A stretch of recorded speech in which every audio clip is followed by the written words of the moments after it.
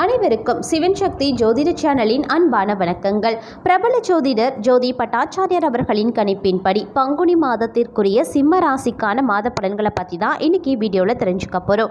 இந்த பங்குனி மாதத்தை பொறுத்த வரைக்கும் சிம்ம ராசிக்காரர்களினுடைய காதல் வாழ்க்கை, குடும்ப வாழ்க்கை, உத்தியோகம், தொழில், வியாபாரம், நிதி நிலைமை, பொருளாதாரம், கல்வி, வணிகம், திருமணம், ஆரோக்கியம் இவற்றில் என்ன மாதிரியான சாதகமான பலன்கள் கிடைக்க பெறப்போகிறது, என்ன மாதிரியான பாதகமான நிலைகள் உருவாக போகிறது, இந்த பங்குனி மாதத்தில் வரக்கூடிய பிரச்சனையை தவிர்க்க சிம்ம ராசியினர் செய்ய வேண்டிய பரிகாரம் என்ன, வணங்க வேண்டிய தெய்வம் என்ன, மொத்தத்தில் பங்குனி மாதம் சிம்ம ராசியினருக்கு எப்படிப்பட்ட பலன்களை கொடுக்க போகிறது அப்படிங்கிறத நீங்க தெரிஞ்சுக்கணுமா? வீடியோவை ஸ்கிப் பண்ணாம கடைசி வரைக்கும் பாருங்க.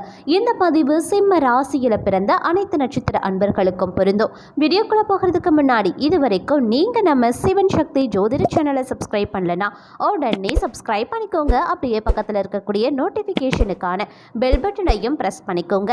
நான் தேவி திரௌபதி பேசுகிறேன். வாங்க வீடியோக்குள்ளே போகலாம்.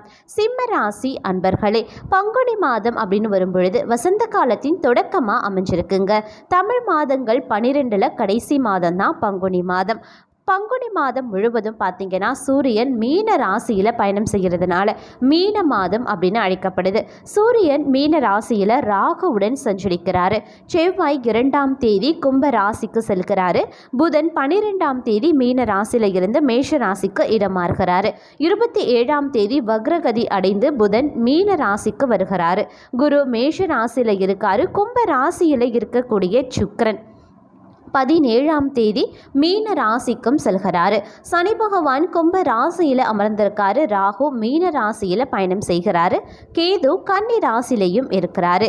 இதன் காரணமாக சிம்ம ராசிக்கு பார்த்தீங்க அப்படின்னா ஆண்டு முழுவதுமே அஷ்டமஸ்தானத்தில் ராகு பகவான் இருக்காருங்க. இந்த மாதம் ராகுவுடன் சூரியனும் அஷ்டமஸ்தானத்தில் வீட்டில் மறைவது காரியங்களில் தடைகளை ஏற்படுத்துங்க. அதே மாதிரி திறமைகள் இருந்தும் வெளிப்படுத்தி கொள்ள வாய்ப்புகள் கிடைக்க நிலையும் உங்களுக்கு உருவாகலாம். குடும்பத்தில் சுப காரியங்கள் நடக்கிறது அப்படிங்கிறது தாமதமாகத்தான் செய்யும். எந்த விஷயமாக இருந்தாலும் சரிங்க, சிம்ம ராசி அன்பர்களே பல முறை யோசித்து செய்யறது ரொம்ப ரொம்ப நல்லது அப்படின்னு தான் சொல்லணும். சிம்ம ராசிக்காரர்களுக்கு பங்குனி மாத கிரகங்களின் நிலையை வைத்து கணிக்கும் போது 3 கிரகங்கள் ராசிக்கு 8வது வீடான அஷ்டமஸ்தானத்தில் சஞ்சரிக்குது. அதே போல 3 கிரகங்கள் திருமணம், கூட்டு தொழில் ஸ்தானத்தை குறிக்கும் 7வது வீட்டில் சஞ்சரிக்குது. ராசிக்கு 9வது வீடான பாக்கியஸ்தானத்தில் குரு பகவான் பங்குனி மாதம் முழுவதும் இருக்காரு. சிம்ம ராசிக்கு ஆண்டு முழுவதுமே அஷ்டமஸ்தானத்தில் ராகு பகவான் இருக்காரு. அதனால இந்த பங்குனி மாதம் ராகுவுடன் சூரியனும் அஷ்டமஸ்தானத்தில் அதன் வீட்டில் மறைவது காரியங்களில் பார்த்தீங்கன்னா தடைகளை ஏற்படுத்தும். திறமைகள் இருந்தும் வெளிப்படுத்தி கொள்ள வாய்ப்புகள் கிடைக்காத நிலை உருவாகலாம். அதே மாதிரி உங்களுடைய குடும்பத்தில் சுப காரியங்கள் நடக்கிறது அப்படிங்கிறது கால தாமதம் ஆகத்தான் செய்யும். இருப்பினும் எந்த விஷயமாக இருந்தாலும் ஒரு முறைக்கு 1000 முறை நீங்க யோசித்து செய்யறது பல பிரச்சனைகளை தவிர்க்க உதவும் அப்படின்னு கூட சொல்லலாம். அதே மாதிரி சிம்ம ராசிக்கு 6வது வீடான மகர ராசியில செவ்வாய் உச்சம் பெற்று சஞ்சரித்து வந்த நிலை மாறி கும்ப ராசியில செல்ல போகிறாரு. கும்ப ராசியில ஏற்கனவே சனி பகவான் இருக்காருங்க. சனியுடன் செவ்வாய் பங்குனி மாதம் முழுவதுமே சஞ்சரிக்க போகிறாரு. ஜோதிட சாஸ்திரங்களின்படி பார்க்கும் பொழுது சனி மற்றும் செவ்வாய் இரண்டுமே எதிரி கிரகங்கள். அதனால இந்த 2 கிரகங்களினுடைய சேர்க்கை பார்த்தீங்கன்னா அசுப பலன்களை தாங்க ஏற்படுத்தும். அதே மாதிரி உங்களுடைய ராசிக்கு பார்த்தீங்கன்னா திருமணம் மற்றும் கூட்டு தொழில் ஆகியவற்றை குறிக்கக்கூடிய கிரகமான செவ்வாய் சனியுடன் கூடும் பொழுது குடும்பத்தில் உங்களுடைய சுமை சற்று கூடுதலாக அதிகரிக்க செய்யுங்க. அதே மாதிரி குடும்பத்தில் ஏதாவது ஒரு சிக்கல் மாறி மாறி வந்து கொண்டே இருக்குங்க. அதே மாதிரி சிக்கல்கள் மாறி மாறி வருவது போலவே நீங்கள் உணரவும் செய்வீங்க. அதே நேரத்தில் கூட்டு தொழிலில் பார்த்தீங்க அப்படின்னா தேவையில்லாத வாக்குவாதங்களும் கூட்டு தொழிலை விட்டு விலகிவிடலாமா அப்படின்னு கூட நினைக்கக்கூடிய அளவுக்கு உங்களுக்கு இந்த காலகட்டத்தில் பிரச்சனைகள் தோன்றலாம். கொஞ்சம் ஜாக்கிரதையாக இருக்க பாருங்க. எச்சரிக்கை உணர்வுடன் நடந்து கொள்ள வேண்டிய வேண்டியது அவசியமாகிறது. அதே போல சனி பகவான் மற்றும் செவ்வாயுடைய சேர்க்கையானது ஏதோ ஒரு விதத்தில் உங்களுக்கு ஏமாற்றத்தை உணர வைக்குங்க. சின்ன முன்னேற்றமாக இருந்தாலும் கூட அதை யாரிடமும் பகிர்ந்து கொள்ள வேண்டாங்க. அதே மாதிரி தொழில் வளர்ச்சியில் சனி மற்றும் செவ்வாய் சேர்க்கையால் பெரிய பாதிப்புகள் எதுவும் நிகழாது என்றாலும் கூட கடன் வாங்க வேண்டிய சூழல் உங்களுக்கு உருவாகத்தான் செய்யும். அதே மாதிரி குடும்பத்தில் மருத்துவ செலவுகள் அதிகரிக்குங்க. அரசு சம்பந்தப்பட்ட விஷயங்கள்ல ஏதேனும் பிரச்சனைகள் நேரலாம். அப்படிங்கிறதுனால கொஞ்சம் கவனமாக செயல்பட பாருங்க.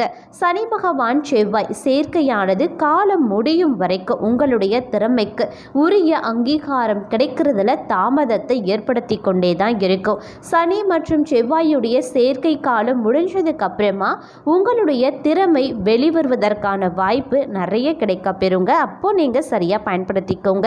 அதே மாதிரி ஏற்கனவே பார்த்தீங்கன்னா புதன் பகவான் மீன ராசியில நீச்சம் பெற்று சஞ்சரித்து வருகிறாரு.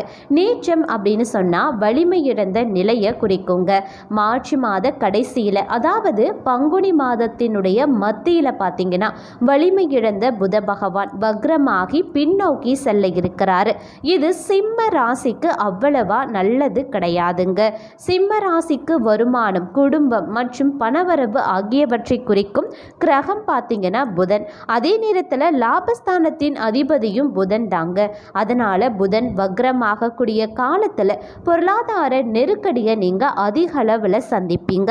அதே மாதிரி குடும்பத்தில் பிரச்சனைகளும் பார்த்தீங்கன்னா அதிகரித்து காணப்படும். குடும்ப செலவுகளுக்காக கடன் வாங்கக்கூடிய சூழலும் உங்களுக்கு உருவாகலாம். மேலும் பார்த்தீங்கன்னா வணிகம் செய்பவர்கள் பெரிய முதலீடுகள் அப்படி இல்லைன்னா புதிய விஷயங்கள் போன்றவற்றை முழுவதுமாக தவிர்க்க வேண்டியது ரொம்ப ரொம்ப நல்லது அப்படின்னு தாங்க சொல்லணும். அதே மாதிரி பொது வாழ்க்கையில் இருப்பவர்களுக்கு வீண் பழியை ஏற்கக்கூடிய நிலை ஏற்படலாம். அதனால் ரொம்ப ரொம்ப கவனமாக இருக்க பாருங்க. சிம்ம ராசிக்கு முயற்சி மற்றும் தொழில் கிரகமான சுக்கிரன் மார்ச் 31 மீன ராசியில் பெயர்ச்சியாகி உச்சமடைகிறார். இதனால் பார்த்தீங்கன்னா மிகப்பெரிய யோகம் ஏற்பட போகிறது. ஏற்கனவே வலிமை இழந்த புதன் உச்சமடையும் சுக்கிரனுடன் இணையும் பொழுது நீச்சபங்க ராஜயோகம் ஏற்பட்டு புதனால பொற்காலமும் சுக்கிரனால மிகப்பெரிய ராஜயோகமும் உண்டாகும். பங்குனி மாத தொடக்கத்தில் இருந்து சில நாட்களுக்கு நீங்க எதிர்கொண்ட பலவிதமான இன்னல்களும் சுக்கிரன் பெயர்ச்சியால மாற ஆரம்பிக்கும். இதுவரைக்கும் பட்ட கஷ்டத்திற்கு எல்லாமே விடிவு என்ற அளவுக்கு வாழ்க்கை தலைகீழாக மாற ஆரம்பிக்கும். குடும்பத்தில் இருந்து வந்த பிரச்சனைகள் முழுவதுமாக நீங்கிவிடும். வருமானம் இந்த காலகட்டத்தில் சற்று அதிகரிக்கவும் செய்யலாம். எடுத்த முயற்சிகள் அனைத்துமே வெற்றி பெறும். சுப காரியங்கள் கைகூடும். உங்களுடைய வேலை மற்றும் தொழிலில் ஆதரவு தரக்கூடிய புதிய மனிதர்களினுடைய அறிமுகமும் கிடைக்கப்பெறும். பங்குனி மாதம் ஒரு வாரம் முதல் 10 நாட்கள் வரைக்கும் நெருக்கடியான காலம் ஏற்பட்டாலும் கூட கிரகங்களினுடைய பெயர்ச்சி அதன் நெருக்கடிகளை அடுத்தடுத்து சரி செய்து நல்ல முன்னேற்றத்தை கொடுக்கும் அப்படின்னு கூட சொல்லலாம். சூரிய பகவான் மீன ராசிக்கு பெயர்ச்சியாகும் போது பங்குனி மாதம் தோன்றுகிறது. இந்த ஆண்டு முழுவதுமே மீன ராசியில தான் ராகு சஞ்சரித்து வருகிறாரு. அதனால 2024 பங்குனி மாதம் முழுவதுமே ராகு மற்றும் சூரியனுடைய சேர்க்கை மீன ராசியில உங்களுடைய ராசிக்கு அஷ்டமஸ்தானத்தை குறிக்கும் வீட்டில் நடக்கிறது. எவ்வாறு சனி மற்றும் செவ்வாய் சேர்க்கை முரண்பாடாக இருக்கிறதோ அதே போல சூரியன் மற்றும் ராகு சேர்க்கையும் முரண்பாடான அசுப பலன்களையே கொடுக்குங்க. அதே மாதிரி சிம்ம ராசிக்கு ராசியின் அதிபதியான சூரியன் அஷ்டமஸ்தானத்தில் மறைவது அப்படிங்கிறது அவ்வளவா நல்லது கிடையாது. அது மட்டும் இல்லாமல் ராகுவுடன் இணைவது இடையூறுகளை அதிகரிக்கும். பங்குனி மாதம் சூரியன் மற்றும் ராகு சேர்க்கை ஒரு சில போராட்டங்களை நீங்கள் எதிர்கொள்ள வேண்டிய சூழலை ஏற்படுத்தும். அதிகாரத்தை தவறாக பயன்படுத்தி கொள்ளாதீங்க. எல்லா விஷயங்களுமே பொறுமையும் அமைதியும் தேவைப்படக்கூடிய காலகட்டம் அப்படின்னு தாங்க சொல்லணும். அதே சமயம் இந்த மாதம் அப்படின்னு வரும் பொழுது சூரியன் அஷ்டமஸ்தானத்தில் இருக்கிறதுனால எதிர்காலம் தொடர்பான சிந்தனைகள் உங்களுக்கு அதிகரித்து காணப்படும். இனம் புரியாத சில சிந்தனைகளின் மூலமா செயல்பாடுகளில் தாமதம் உண்டாகலாம். விதண்டாவாத பேச்சுக்களை குறைத்து கொள்ளுங்க. நெருக்கமானவர்களிடத்துல மன வருத்தங்கள் ஏற்பட வாய்ப்பிருக்கு. அதே மாதிரி செவ்வாய் லாபஸ்தானத்தில் இருக்கிறதுனால சமூகம் தொடர்பான பணிகளில் இருப்பவர்களுக்கு மேன்மை உண்டாகும். மாற்றமான சிந்தனைகளின் மூலம் புதுவிதமான அனுபவம் உண்டாகும். புதன் அஷ்டமஸ்தானத்தில் இருக்கிறதுனால உடனிருப்பவர்களை பற்றிய புரிதல் உங்களுக்கு ஏற்படும். வியாபாரம் சம்பந்தமான விஷயங்களில் சற்று பொறுமையுடன் செயல்படுவது நல்லதுங்க. பங்குனி 15ஆம் தேதி முதல் புதன் பாக்கியஸ்தானத்தில் இருக்கிறதுனால ஆராய்ச்சி சம்பந்தமான பணிகளில் அலைச்சல்கள் உண்டாகத்தான் செய்யும். நிர்வாகம் சார்ந்த பணிகளில் நிதானத்துடன் செயல்பட பாருங்க. சுக்கிரன் பாக்கியஸ்தானத்தில் இருக்கிறதுனால சுப காரியம் தொடர்பான விரயங்கள் உண்டாகலாம். போட்டிகளில் பங்கேற்று பரிசுகளை பெறுவதற்கான வாய்ப்பும் இருக்கு. அதே சமயம் பங்குனி 24ஆம் தேதி முதல் சுக்கிரன் தொழில் ஸ்தானத்தில் இருக்கிறதுனால எதிர்பாராத சில உதவிகளின் மூலமா மேன்மை உண்டாக பெறும். வாகனம் தொடர்பான பழுதுகளை சீர் செய்வீங்க. குரு அஷ்டமஸ்தானத்தில் இருக்கிறதுனால எண்ணிய காரியங்களை நினைத்த விதத்தில் செய்து முடிச்சிடுவீங்க.